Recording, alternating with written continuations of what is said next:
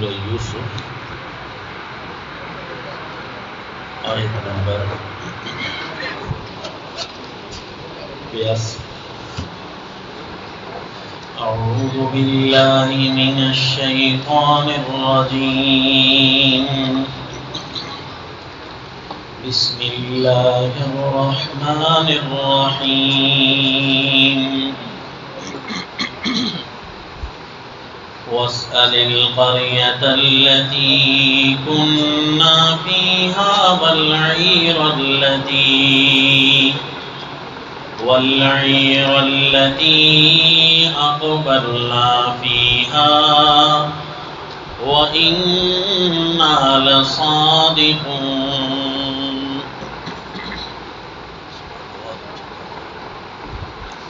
سورہ یوسف آیت نمبر 82۔ صلی اللہ علیہ نبی کریم۔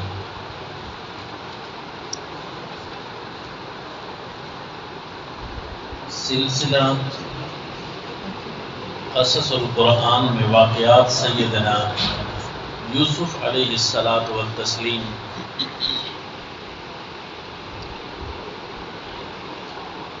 اواخر واقعہ شروع ہے کہ جہاں سیدنا یوسف علیہ الصلاۃ والتسلیم اپنے بھائیوں کے سامنے کئی سالوں بعد اظہار فرما رہے ہیں۔ اللہ کی طرف سے نبی مامور ہوتے ہیں ہر کام میں، چنانچہ جب آپ کو امر خداوندی ہوا کہ اپنے بھائیوں کے سامنے اظہار کریں تو اس وقت پیارے پیغمبر نے اظہار فرمایا۔ واقعہ یہ بنا کہ جب سیدنا بنیامین گرفتار ہوتے ہیں، بظاہر حقیقت تو یہ ہے کہ سیدنا یوسف علیہ الصلاۃ والتسلیم نے انہیں اپنے پاس بٹھا رکھا تھا، تو اب یہ بہت پریشان تھے کہ ابو نے تو ہم سے قسمیں لی تھی کہ تم اپنے اس بھائی کو واپس لاؤ گے، لیکن وہ تو گرفتار ہو گئے، نعوذ باللہ چوری کا الزام لگا۔ اب یہ پریشان یہ تھے کہ اپنے باپ کا سامنا کیسے کریں۔ چنانچہ بڑے مشاورت کے بعد اپنے ابو کو جا کر کہا کہ آپ ہماری بات پر اعتبار اگر آپ کو نہیں آتا تو واسأل القریۃ التی کنا فیہا، بستی والوں سے بھی پوچھ لیں اور اس قافلے سے بھی پوچھ لیں جن قافلے والوں کے ساتھ ہم یہاں آئے تھے، وَإِنَّا لَصَادِقُونَ، کہ ہم اپنی بات میں سچے ہیں، واقعی ہمارا اس میں کوئی قصور نہیں ہے۔ لیکن سیدنا یعقوب علیہ السلام والتسلیم کے سامنے جیسے مقدمہ پیش ہوتا ہے، آپ نے بغیر کسی دوسری رائے دیے فرما دیا بل سولت لکم انفسکم امرا، یہ ہو ہی نہیں سکتا کہ میرے بنیامین نے چوری کی ہو، کیونکہ باپ اپنے بچے کی رگوں سے واقف ہوتا ہے، ماں باپ جو ہے اپنے بچوں کے چال چلن سے بھی پورے واقف ہوتے ہیں، حتیٰ کہ والدین انہیں یہ بھی بتا دیتے ہیں کہ اب تمہاری چال چلن ہمیں صحیح نہیں لگ رہی، تو وہ عالم الغیب نہیں ہوتے، لیکن چونکہ انہوں نے بچے کو بچپن سے گود میں لے رکھا ہے، اس کی سانس سے واقف ہو گئے ہیں، اس کی حرکت سے واقف ہو گئے ہیں، لہذا ان کے سامنے تو ان کی زندگی شیشے کی طرح ہوتی ہے۔ بنیامین ہو اور چور یہ تو ہو ہی نہیں سکتا، چونکہ ایک کام تم سے پہلے ہو چکا ہے، اور یہ پھر الزام ہی ایسا ہے، یہ ترتیب مقدمات کی بتا رہی ہے کہ یہ تمہارا اپنا کوئی کیا دھرا ہے، بل سولت لکم انفسکم امرا۔ اب حقیقت یہ ہے کہ انہوں نے کوئی ایسی پلاننگ کی نہیں تھی، جبکہ اللہ کے پیغمبر سیدنا یعقوب علیہ السلام والتسلیم اس چیز کو پلان قرار دے رہے ہیں کہ یہ تمہارا اپنا کیا دھرا ہے، یہ کوئی منصوبہ ہے۔ اب سوچنا یہ ہے کہ قرآن کا قاعدہ ہے لا یحیق المکر السیء الا باہلہ، کہ جب بھی کوئی کسی کے لیے گڑھا کھودتا ہے خود اس گڑھے میں خود گرتا ہے پہلے۔ اب نہ انہوں نے پیارے یوسف علیہ السلام و تسلیم کو والد سے دور کیا ہوتا، نہ یہ حالات بنتے، اور نہ حضرت بنیامین کو یہاں نہ پڑتا اس حالات میں۔ تو اس کا مطلب یہ ہے کہ پہلی جو تحریک تھی وہ انہی کی تھی نا۔ اللہ کے پیغمبر کی بات غلط تو نہیں ہو رہی کہ بل سولت لکم انفسکم امرا، کہ یہ تمہارا اپنا کوئی منصوبہ ہے، یہ نہیں تو بنیاد منصوبہ تو ان کا اپنا ہے، لہذا پاک پیغمبر کی زبان غلط نہیں ہوتی۔ اللہ کریم ان کی زبان مبارک سے ایسے الفاظ نکلواتے ہیں کہ جو پورا کا پورا سزا ہو رہی ہوتی ہے کسی کے لیے یا کسی کے لیے اعزاز ہو رہا ہوتا ہے۔ لیکن پچھلے درس میں بھی عرض کیا ہے کہ بعض اوقات مجرم کو ایسے لمحے میں آ کر سزا ملتی ہے کہ جس پر اسے درد زیادہ ہوتا ہے۔ اگر قاتل کو قتل کی سزا بھی دی جا رہی ہو نا، وہ کم از کم اس اطمینان میں ضرور ہوتا ہے کہ چونکہ مجھ سے غلطی ہو گئی ہے لہذا مجھے بدلہ تو دینا ہے، اتنا رونا دھونا اس کا ختم ہو جاتا ہے۔ لیکن اگر کسی کو اس وقت سزا دی جائے کہ اس کا جرم اس کے سامنے نہ ہو تو اس وقت اس کو درد زیادہ ہوتا ہے، کراہتا زیادہ ہے، منتیں زاریاں زیادہ کرتا ہے اور اسے تکلیف بہت ہوتی ہے۔ تو چونکہ یہ من جانب اللہ ہوتا ہے، یہ سزا ہوتی ہے۔ اور دوسرا بھی قرآن کا قاعدہ ہے اسی طرح کہ من یعمل سوءا او یظلم نفسا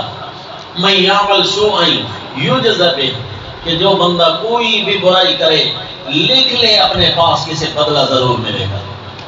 کوئی بھی برا کرتا ہے یہ نہ سوچے کہ مجھے بدلہ نہیں ملے گا۔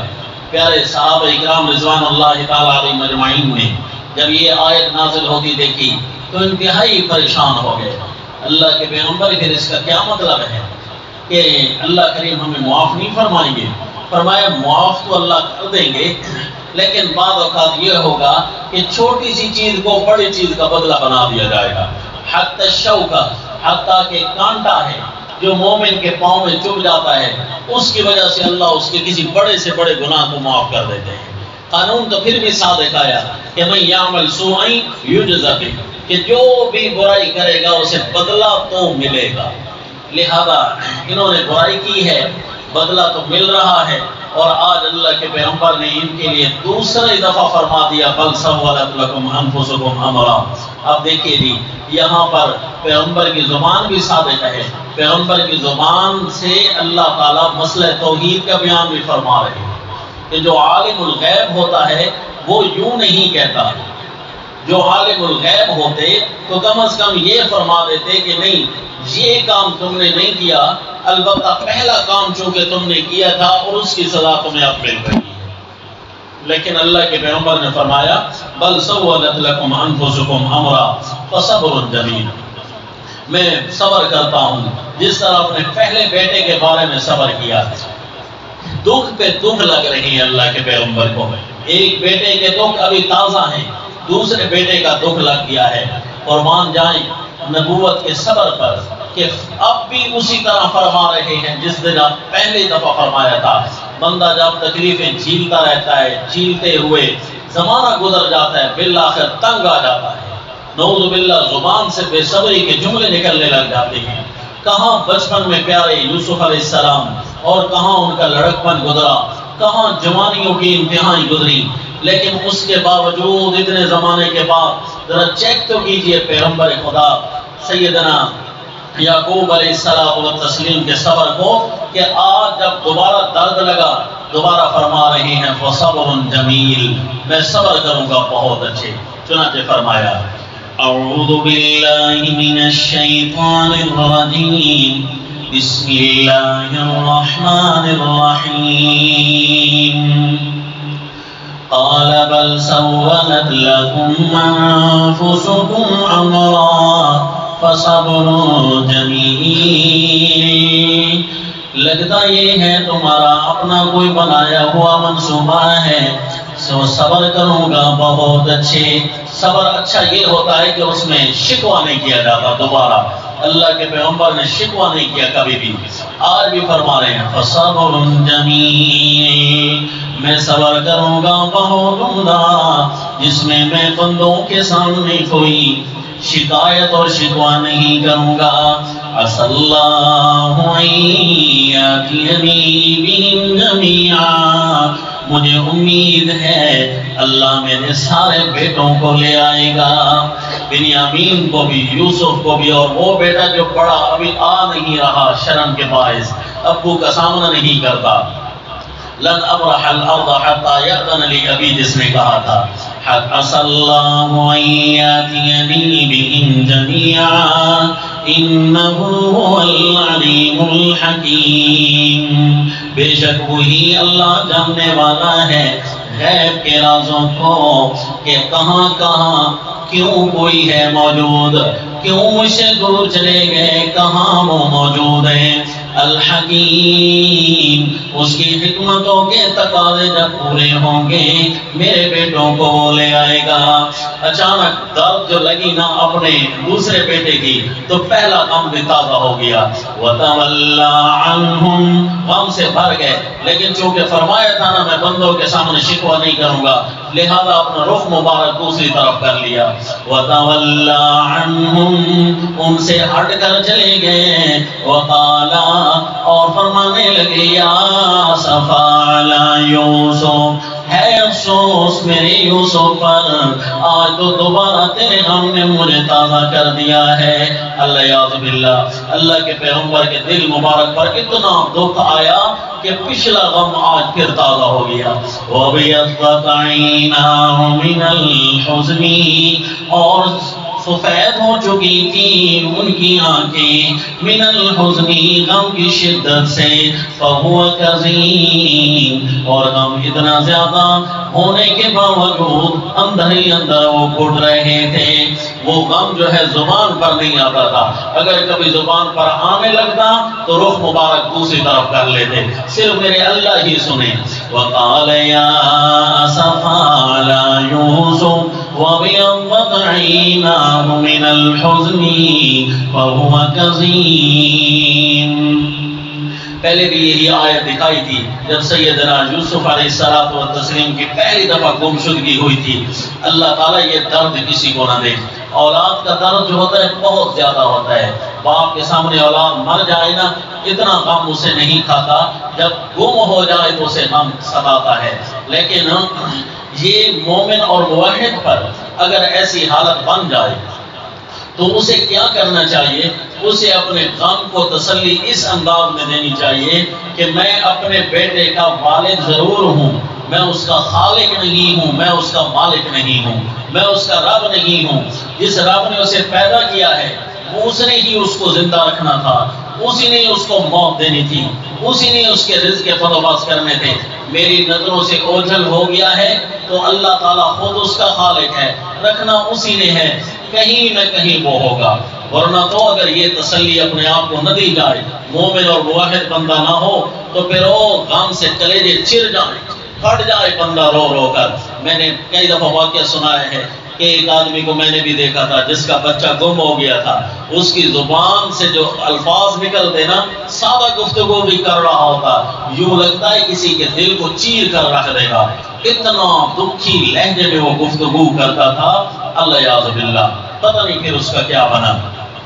اولاد گم ہو گئی ہے تو اس وقت جو ہے رسول اللہ صلی اللہ علیہ وسلم کے سامنے ایک عورت اسی طرح دیوانہ وار بھاگ رہی تھی، اور کوئی بچہ سامنے آیا تو اسے پڑھ کر اٹھا لیا، بھاگ پڑی. اللہ کے نبی نے پوچھے سے کیا ہوا؟ کہا جس کا بیٹا گم ہو گیا ہے. کہا جو مل گیا ہے اسی کا ایک نہیں بھی، یہ کسی اور کے بچے سے پیار کر رہی ہے، اس کا اپنا بیٹا گم ہوا ہے، یہ پاگلوں کی طرح بیچاری بھاگ رہی ہے. فرمایا اگر اسے مل جائے تو کہا جی پھر تو اس کی خوشی کا کوئی ٹھکانہ نہ رہے. تو اللہ کے نبی نے ارشاد فرمایا اللہ اپنے بندوں سے اس سے بھی بڑھ کر پیار کرتا ہے. لہذا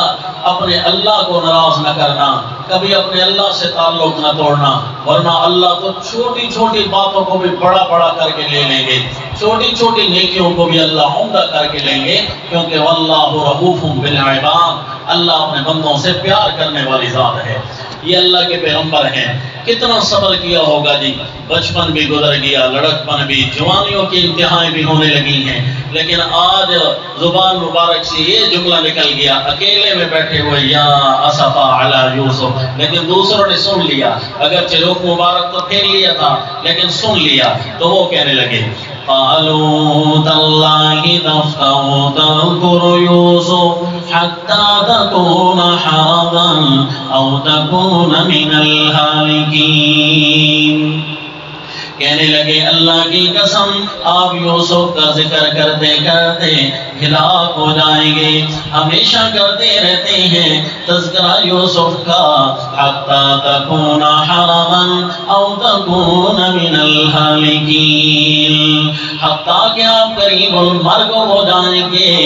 آپ اپنے جان سے ہاتھ دھو بیٹھیں گے یا اپنے آپ کو تباہیوں میں ڈال دیں گے، علیاذ باللہ کو بڑی بیماری لگ جائے گی یا آپ فوت ہو جائیں گے، اسی غم کو برداشت نہیں کر سکیں گے، کیوں اتنا زیادہ غم کرتے ہیں، بھول بھی جائیں یوسف کو، اس کی تو اب ہڈیاں بھی ختم ہو چکی ہوں گی، علیاذ باللہ اس کے تذکرے تو مٹ چکے ہیں، اب تو رونا ہے بنیامین کو، اب دوبارہ تجھے غم کیا تھا، اس کا اتنا تو پتہ ہے نا کہیں تو موجود ہے، اسی جیل میں، مصر کی جیل میں موجود ہے، لیکن میرے یوسف کا پتہ نہیں ہے کہ وہ اس وقت کہاں ہوگا، فوت نہیں ہوا، کیونکہ اللہ نے اسے نبی بنانا تھا، بچپن میں اس نے خواب دیکھا ہے۔ اب دیکھیں جی اللہ کے پیغمبر صبر کے پہاڑ ہوتے ہیں، انہیں یہ بھی پتا ہے کہ میرا بیٹا نبی بنے گا، بڑا ہوگا، کیونکہ خواب جو دیکھا تھا خود تعبیر ارشاد فرمائی تھی، اور نبی کی تعبیر وحی کے ذریعے ہوتی ہے، کامل اطمینان اور یقین تھا کہ نبی جہاں بھی ہوتے ہیں بڑی عمدگی کے ساتھ ہوتے ہیں،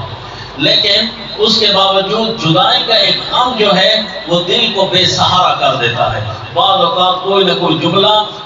اللہ کے حضور، اللہ کے سامنے آ کر درد کی وجہ سے اپنے غم کی شکایت بیان کرتے ہوئے نکل جاتا ہے، اے اللہ کہیں تو وہ ہوگا مجھے ملا دے، یہ ایک غم کی کیفیت ہے، اللہ تعالیٰ اس غم سے ہر ایک کو نجات نصیب فرمائے، کیونکہ جو غم ہوتے ہیں جس زندگی کو کھول دیتے ہیں اندر اندر سے، کھوکھلا کر دیتے ہیں اندر اندر سے، ایک غم ہے آخرت کا غم، اگر کوئی رکھتا ہے روزانہ غم کے اندر رہتا ہے تو دین کا غم جو ہے انسان کو اندر سے پگھلنے نہیں دیتا، یہ مزید طاقتور کر دیتا ہے۔ تو جب یہ جملہ بیٹوں نے کہا یا ساتھ والوں نے کہا کہ کیوں یوسف کا اتنا تذکرہ کرتے ہو، تو آپ نے فرمایا قال انما اشکو بثی وحزنی الی اللہ، تبلیغ بھی تو کرنی ہے، آداب زندگی بھی تو سکھانے ہیں، تو آپ کو پتہ چلا کہ انہوں نے میرا جملہ سن لیا ہے، لہذا آپ نے تبلیغ کرتے ہوئے فرمایا انما اشکو بثی وحزنی الی اللہ، میں تو اپنے غم کی شکایت، اپنی کمزوریوں کی شکایت اپنے اللہ کے سامنے کر رہا ہوں، انما یعنی اس کے علاوہ میں اور تو میں کچھ نہیں کر رہا، میں تو اپنے کمزوریوں اور غم کی شکایتیں اپنے اللہ کے سامنے کر رہا ہوں، اور اپنے اللہ کے سامنے بندہ غم کی شکایت تو کرے ہی صحیح نا، جب اپنے رب کے پاس نہیں جائے گا تو اور کس کے سامنے فریادیں کرے گا، انما اشکو بثی وحزنی الی اللہ واعلم من اللہ ما لا تعلمون، اسی طرح ایک انداز ہے جس سورہ المجادلہ کے شروع میں،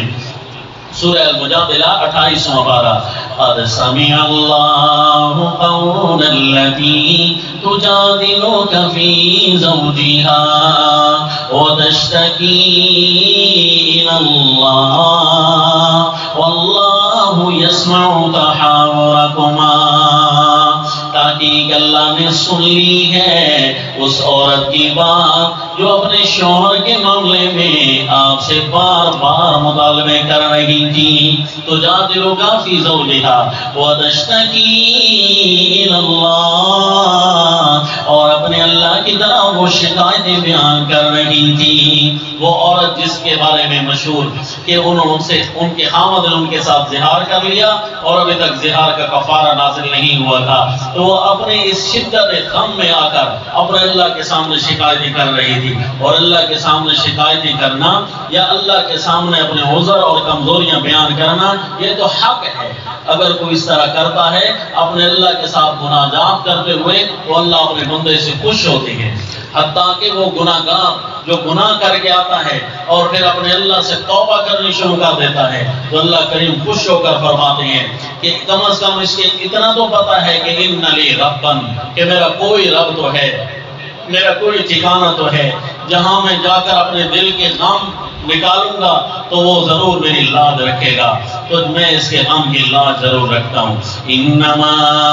اشکو بثی وحزنی الی اللہ واعلم من اللہ ما لا تعلمون۔ کوئی بھی غم آ جائے اس کے ان آیتوں کے معنی کی طرف توجہ کر کے تعوذ تسمیہ پڑھ کر اس کو بار بار پڑھنے سے انشاءاللہ اللہ کریم کوئی نہ کوئی راہ بھی سمجھا دیتے ہیں اور اللہ کریم کوئی انعام متبادل کے طور پر دیتے ہیں یا غم کا کوئی کسی طریقے سے ازالہ کروا دیتے ہیں۔ سیدہ ام المومنین امی عائشہ صدیقہ طیبہ طاہرہ رضی اللہ عنہا فرماتی ہیں کہ رسول خدا صلی اللہ علیہ وسلم کے سامنے جب میری یہ حالت پیش ہوئی نا، جب منافقوں نے میرے اوپر بہتان لگایا تو آپ صلی اللہ علیہ وسلم بھی مجھ سے سوال کرنے لگے کہ میں جانتا ہوں کہ تو پاک ہے، میں جانتا ہوں کہ تو بری ہے، لیکن میں اپنے علم کے مطابق تو بات کر سکتا ہوں، باقی حقیقت معاملہ تو اللہ بہتر جانتے ہیں، تو اپنے بارے میں کیا کہتی ہے؟ چنانچہ فرماتی ہیں کہ شدت غم کا پہاڑ ٹوٹا جو میرے اوپر، تو بس میں نے اس وقت کہا کہ اس حالت میں میں کیا کہہ سکتی ہوں کہ فرش زمین پر رحمت للعالمین کے دربار سے بھی میرا کوئی حل نہیں نکل رہا، ان کو بھی منافقوں نے پریشان کر رکھا ہے، تو میں شدت غم میں وہی کہوں گی جو سیدنا یوسف علیہ السلام و تسلیم کے ابا نے فرمایا تھا، انما اشکو بثی، فرماتی ہے شدت غم سے سیدنا یعقوب علیہ السلام و تسلیم کا نام مبارک بھی بول دیا۔ چنانچہ انما اشکو بثی انہوں نے بھی فرمایا تھا، ان کے معنی کی طرف توجہ کر کے تو اللہ تعالیٰ نے ان کے لیے بھی فوراً مدد نازل کی۔ یہ قرآن کی آیت ہے اور دوسرا حدیث شریف میں شدت کرب کا ایک وظیفہ ہے کہ یہ جملے کہا جائیں، لا الہ الا اللہ العظیم الحلیم، لا الہ الا اللہ رب العرش العظیم، لا الہ الا اللہ رب السماوات والارض ورب العرش العظیم۔ جب یہ کہا جائے تو اللہ تعالیٰ اس کے غم میں اس کی مدد فرماتے ہیں۔ قال انما اشکو بثی وحزنی من اللہ واعلم من اللہ ما لا تعلمون، اور میں اپنے اللہ سے وہ باتیں جانتا ہوں جو تم نہیں جانتے۔ میرے اللہ نے تو بچپن میں سے بتایا تھا کہ اس نے نبی بننا ہے، یا بنی اذهبوا فتحسسوا من یوسف واخیہ، کیونکہ مجھے اس کی زندگی پر یقین ہے، اے میرے بیٹو جاؤ یوسف کو اور اس کے بھائی کو ڈھونڈ کر لاؤ، یوسف کی ذات کو ڈھونڈ کر لاؤ اور اس کے بھائی کے ان حالات کو ڈھونڈ کر لاؤ، کیونکہ اس کا بھائی چور نہیں ہو سکتا۔ وَلَا تَيْأَسُوا مِن رَوْحِ اللَّهِ، لمبا زمانہ ہونے کی وجہ سے اپنے اللہ کی رحمتوں سے نا امید نہ ہونا، إِنَّهُ لَا يَيْأَسُ مِن رَوْحِ اللَّهِ إِلَّا الْقَوْمُ الْكَافِرُونَ۔ اللہ کی رحمتوں سے نا امید ہونا یہ عادت تو کافر قوم کی ہے، لہذا ہمیں یہ کام نہیں کرنا چاہیے۔ یہ نہیں کہ اگر کوئی مایوس ہوتا ہے وہ کافر ہو جاتا ہے، نہیں نہیں، یعنی عادت کافر ہوتی ہے کہ ان کو اللہ کی رحمتوں کی امید نہیں ہوتی، ورنہ اگر ایسی بات ہوتی تو یہ آگے آیت ایک اور آ رہی ہے، آیت نمبر 110 کے اندر، حتی اذا استیأس الرسل وظنوا انہم قد کذبوا، یعنی ان کی ظاہری حالت یہ ہو گئی تھی کہ ان کے سامنے مایوسی چھانے لگ گئی۔ تو اس کا مطلب یہ ہوا کہ مایوسی عادت اگرچہ کافروں کی ہے، لیکن اگر کوئی ایک آدھ دفعہ مایوسی کی کیفیت میں چلا جاتا ہے تو اسے کافر کہنا نہیں چاہیے، یہ عادت کافروں کی ہے۔ اللہ جو موجود ہے ہمارا تو ہمیں کیوں مایوسی کرنی ہے؟ إِنَّهُ لَا يَيْأَسُ مِن رَوْحِ اللَّهِ إِلَّا الْقَوْمُ الْكَافِرُونَ فَلَمَّا دَخَلُوا عَلَيْهِ، ابو کا حکم لے کر وہاں سے چل پڑے، دوبارہ جاتے ہیں مصر کے اندر، پہلے جو بھائی موجود ہیں ان کو تو ڈھونڈتے ہیں، پھر یوسف کے بارے میں بھی کوئی تفتیش کریں گے۔ فلما دخلوا علیہ، دوبارہ آئے سیدنا یوسف علیہ السلام کے پاس اور آ کر انتہا درجے کی زاریاں کرنے لگے۔ اب ان کو شدت کا غم لگا، اب انہیں پتہ چلا کہ دکھوں کی انتہائیں کیا ہوا کرتی ہیں۔ چنانچہ گھر کے اندر جب بندے کا راشن بھی ختم ہو جائے نا، چولہا ٹھنڈا پڑ جائے نا، یہ غم ایک ایسا شدید ہوتا ہے، اس کے درد کا رنگ ہی الگ ہے۔ اللہ یعوذ باللہ، اللہ کسی کو محتاج نہ کرے۔ اور یاد رکھنا، اللہ گھر کے خرچوں میں کسی کو مجبور نہیں کرتا، الا یہ کہ وہ گناہوں کی دلدل میں جب مزید پھنستا ہے نا، پھر اس کے لیے رزق کے دروازے بند ہونا شروع ہو جاتے ہیں۔ حدیث پاک کے اندر آیا ہے کہ تمہارے گناہوں کی وجہ سے بھی تمہارا رزق تنگ کر دیا جاتا ہے۔ گھر کے چولہے کی وجہ سے انشاءاللہ کوئی پریشان نہیں ہوگا، ہاں اگر پریشانی ہوئی ہے تو سب سے پہلے کسی نہ کسی گناہ کی طرف توجہ کرے کہ کوئی نہ کوئی گناہ مجھ سے سرزد ضرور ہو رہا ہے۔ اب وہ گھر کا چولہا ہو اور ہو نبی کا تو وہ ٹھنڈا پڑ جائے، ہو تو نہیں سکتا، اگرچہ اللہ کے نبی پر اللہ بوجھ نہیں دیتا، لیکن ان کے بچوں سے غلطی بہت بڑی ہوئی تھی جس کا اظہار تاحال یہ نہیں کر رہے۔ آج اللہ تعالیٰ نے انتہا درجے کا ان کو غم لگایا ہے تاکہ انہیں گھر کے ٹھنڈے چولہے کا احساس ہو اور روئیں، خوب روئیں، لیکن 5 منٹ بعد ان کے سارے غموں کو ہم دھونے والے ہیں۔ انہیں پتہ چل جائے گا کہ ہم تو بہت امیر آدمی ہیں، ابھی تو ہم رو رہے ہیں، لیکن اللہ نے تو ہمارے لیے بہت بڑے رحمت کے فیصلے کیے ہیں۔ دینے والے اللہ کی ذات ہے، صرف اللہ اپنے بندوں کو آزماتا ہے، غم دے کر، دکھ دے کر، حزن دے کر، تاکہ یہ میری طرف پلٹے۔ قرآن خود کہتا ہے لولا اذ جاءہم بأسنا تضرعوا، کیوں نہیں بندوں کی عادت کہ جب انہیں شدت غم لگے تو میں اللہ کی طرف کیوں نہیں پلٹے؟ دیکھتے نا کہ کہیں نہ کہیں ہم سے کوئی کمی ہوئی کھڑی ہے، آج کمی کا ازالہ کریں۔ فلما دخلوا علیہ، جب داخل ہوئے پیارے یوسف علیہ السلام کے پاس، ان کے 9 بھائی دوبارہ جب آئے، قالوا یا ایھا العزیز، کہنے لگے اے عزتوں والے، مسنا واہلنا الضر وجئنا ببضاعۃ مزجاۃ، ہمیں اور ہمارے گھر والوں کو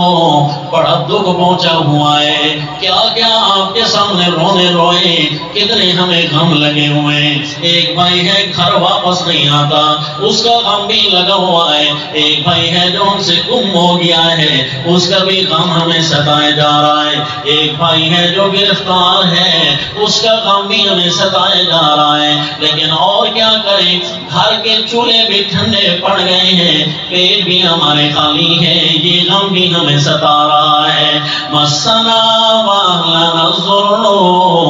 ہمیں اور ہمارے گھر والوں کو بڑی تکلیف پہنچی ہوئی ہے۔ وجئنا ببضاعۃ مزجاۃ فأوف لنا الکیل وتصدق علینا، ہم لے کر آئے ہیں کھوٹی قیمت، کھوٹا سامان، اس کی وجہ سے گلے ملے تو نہیں کرتے، لیکن فأوف لنا الکیل، ہمارے لیے یہ ناپ بھر کر ہمیں دینا، ہمارے پیسوں کو نہ دیکھنا، اگر ان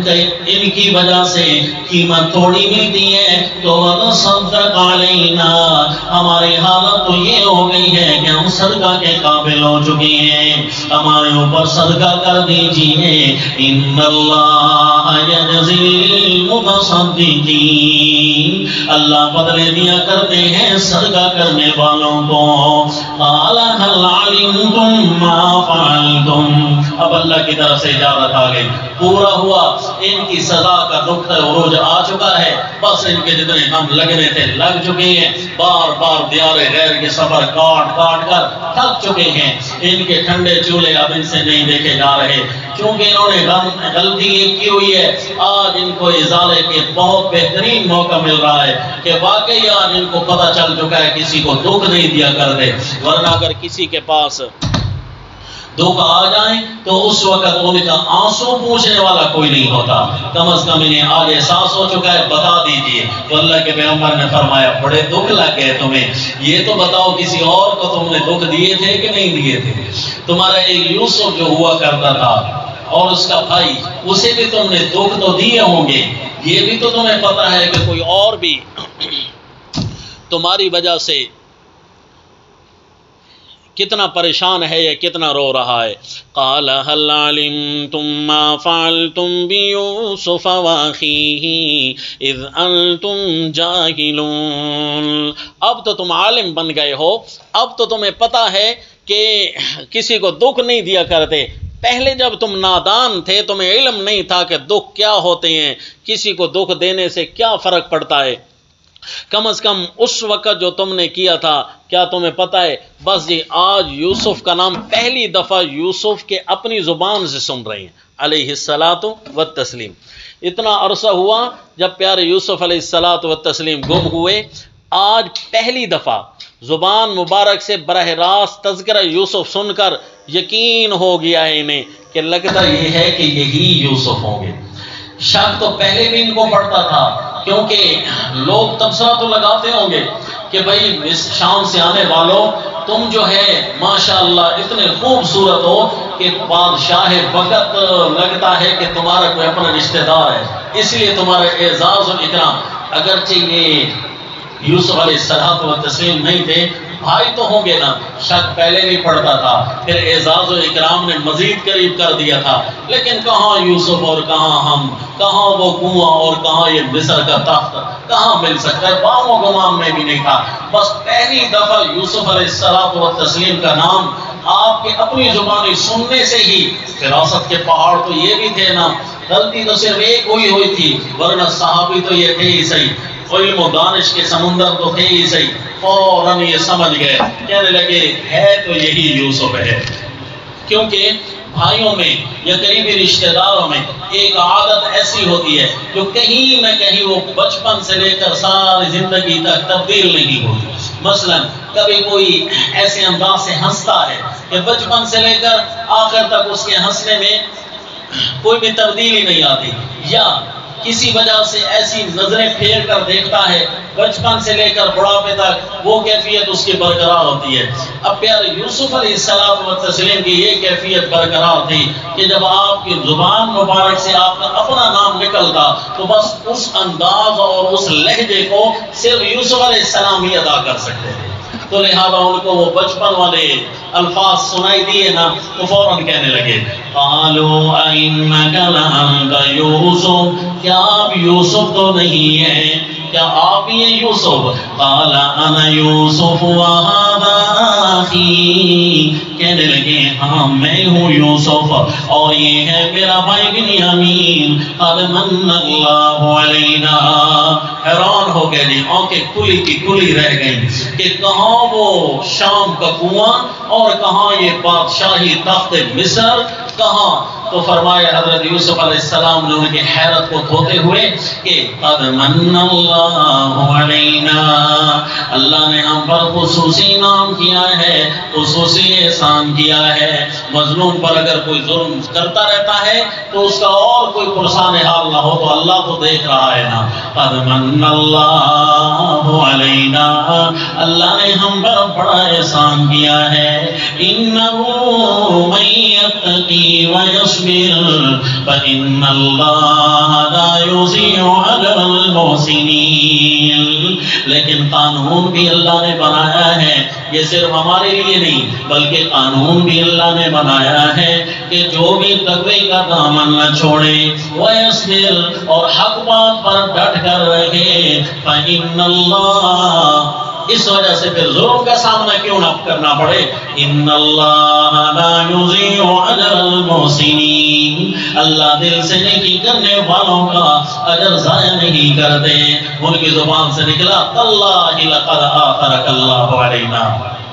اللہ کی قسم آج اللہ نے آپ کو ایسی فضیلت دی ہے کہ اس فضیلت کے سامنے سوائے اس کے نہیں کہ ہم اپنی غلطی کا اعتراف کریں اور کوئی صورت نہیں۔ ان کننا لخاطئین، یقیناً ہم ہی خطا کار تھے، ہم سے غلطی ہوئی۔ بس حضرت پیارے یوسف علیہ الصلوۃ والتسلیم کی حسن اخلاق پر قربان، جتنے آپ خوبصورت ہوتے ہیں اللہ کے نبی، اس سے کہیں زیادہ خوبصورت ان کے اخلاق ہوتی ہیں، سیرت بھی ان کی خوبصورت، صورت بھی ان کی خوبصورت۔ فرمانے لگے میرے بھائیو اس کا تذکرہ بھی نہ کرنا، لا تثریب علیکم اليوم، تم کہہ رہے ہم سے خطائیں ہوئی ہیں، میرے بڑے بھائیوں ایسی کوئی بات نہیں، لا تثریب علیکم اليوم، آئندہ اس کا تذکرہ بھی ہم نہیں کریں گے، یغفر اللہ لکم، اللہ تمہیں معاف کر دے، وہو ارحم الراحمین، اللہ اتنے بڑے رحم کرنے والا ہے کہ دنیا حیران ہو جاتی ہے، بڑے سے بڑے رحم کرنے والا کوئی آ جائے نا، اس سے بھی بڑھ کر رحمت والی ذات اللہ تعالیٰ کی ہے،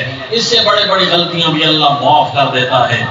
لہذا جب اللہ تمہیں معاف کرے گا تو اس کا میں تذکرہ بھی نہیں کروں گا، تو اس کا خیال رکھیے جی۔ اللہ کے پیغمبر سیدنا یوسف علیہ السلام و تسلیم فرما رہے ہیں کہ میں اس کا تذکرہ بھی نہیں کروں گا تاکہ میرے بھائیوں کا دل دکھ جائے، تو لہذا ہمیں بھی سورہ یوسف شریفہ بیان کرتے ہوئے الفاظ سے بڑھ کر کوئی الفاظ نہیں کہنے، جتنے الفاظ قرآن بیان کرتا ہے بس اتنے ہی ہم کہیں گے، اس سے علاوہ بیان تقریر میں ایسے کوئی جملے نہیں کہیں گے براہ راست جن کی ان کی عزت پر کوئی حرف آتا ہو، کیونکہ ہماری تقریر نعوذ باللہ اللہ کے پیغمبر سیدنا یوسف علیہ السلام و تسلیم اگر سن لیں جنت میں، اللہ بات پہنچا دے تو ان کو پتہ چل جائے گا نا کہ میرے بھائیوں کی غلطیاں نکال رہے ہیں، ان پر بڑھ کر تبصرہ لگا رہے ہیں، تو دل دکھ جاتا ہے نا۔ تو اس لیے جی ایسے الفاظ نہیں کہنے، بلکہ یہ سوچنا ہے کہ اللہ کے پیغمبر سیدنا یوسف و یعقوب علیہ السلام ان کے لیے مغفرت کی دعا کر رہے ہیں، لہذا ان کی یہ غلطی دھل گئی۔ اچھا جی اور حال احوال کیا سناؤ جی،